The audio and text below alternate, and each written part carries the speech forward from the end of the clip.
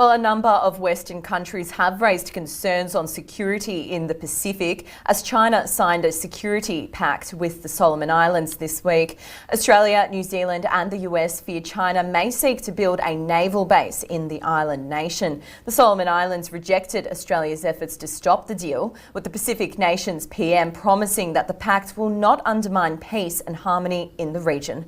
For more, let's bring in Ebony Bennett from the Australia Institute. Ebony, thank you very much for your time as always. What do you think China is trying to achieve in the Solomon Islands? Does it go beyond what they've said? Well, China has been trying to increase its influence and footprint in the Pacific and the South Pacific, and of course across Asia for quite some time now. It is a major power, but for many years it has been, I guess, stymied in those efforts by the collective diplomatic efforts of Australia, New Zealand, the United States and others, I guess. So Australia has stepped in to build the undersea cable and other examples like that. But it's been obvious that China is trying to increase its influence in the region. And this is really its very first successful attempt to sign a security pact. So it does have big implications for Australia and for the rest of the Pacific as well. And it's been greeted with a lot of skepticism and alarm in Australia. There's differences between the Prime Minister of Australia, who's obviously in the midst of an election campaign, obviously trying to talk down the security implications of this deal, put a bit of cold water on a lot of the hype surrounding it. Meanwhile, the Deputy Prime Minister is warning that the Solomon Islands might become a Cuba on the doorstep of Australia. So a lot of reaction around the place, but because we haven't seen the full text of the deal and are unlikely to, a lot of the implications are going to take a long time to percolate, I guess. Now, you did mention that this will obviously affect Australia and other surrounding countries. How do you think this will impact Australia's security in the future? Well, Australia's certainly been looking to the United States to guarantee its security, and in part that is due to the deteriorating relationship that Australia has had with China over the past few years. And the reality is China is a major power. It is seeking to have more influence in the region, and it's not very clear that Australia yet knows how it intends to deal with that long term. Relations with China have deteriorated quite a lot. It's not immediately apparent how we're going to repair that relationship.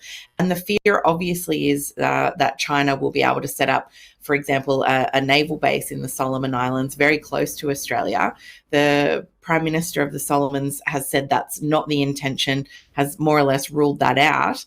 But that will be the fear for Australia and a lot of other countries in the region, I guess.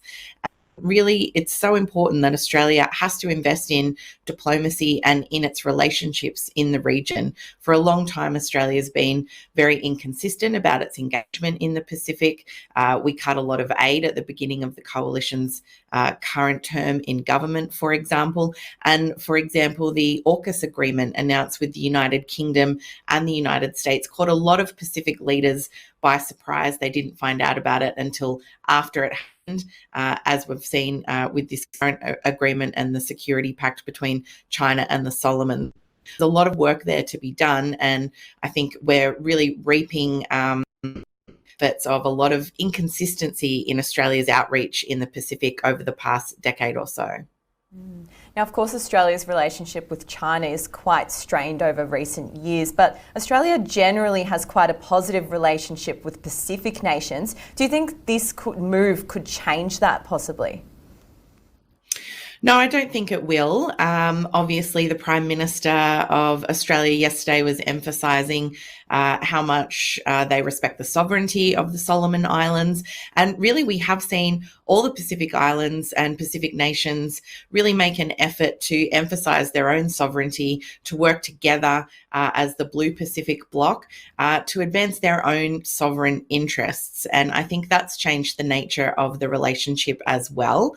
But Australia will always seek to be close with Pacific nations in the region and to keep good relationships there. I don't think think this will change that, but it is going to require a lot more effort from Australia to really manage the rise of China in the region and how we're going to respond to that. We're currently very reactive. We overreact to a lot of things, and it's going to be a very delicate relationship to manage as other nations seek to engage and change their relationship with China as well. Now, many are saying this was a political blunder for Australia. How should this have been handled by the government? Yeah, it's quite amazing actually. We've seen from really across the political spectrum, from both the opposition here in Australia, the Labor Party, as well as very conservative commentators, really condemning this as a failure of policy on Scott Morrison's watch. And obviously that has big implications at the moment because we are in the middle of an election campaign where the current government is really trying to burnish its security credentials as a reason to be re-elected. So this does put a real pin in that, one of the key arguments. But the big implications for Australia are much longer term, obviously, than this election. And if it is judged to be a failure, then really I think Australia's foreign policy network has to go back to the drawing board to think about how we recalibrate what our foreign policy objectives are, how we're managing that relationship with China in the long term, and what we can do not only to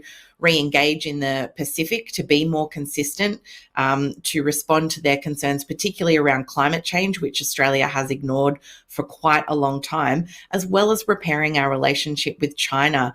It used to be a very strong relationship based around trade. So much of that has declined since the pandemic begun, but it is something that Australia has to think about long term. We can't just ignore and allow this relationship to remain as bad as it is, for the foreseeable future. Something has to change. Absolutely. It will be interesting to see how it all pans out. Ebony Bennett, thank you very much for your time, as always. Thank you. The bottom 20% get nothing. They're really unfair tax cuts. People want to see much stronger action from the government when it comes to climate change. It's no coincidence that we have a wages crisis in Australia. Transitioning to net zero emissions, it doesn't seem like there's much room for gas.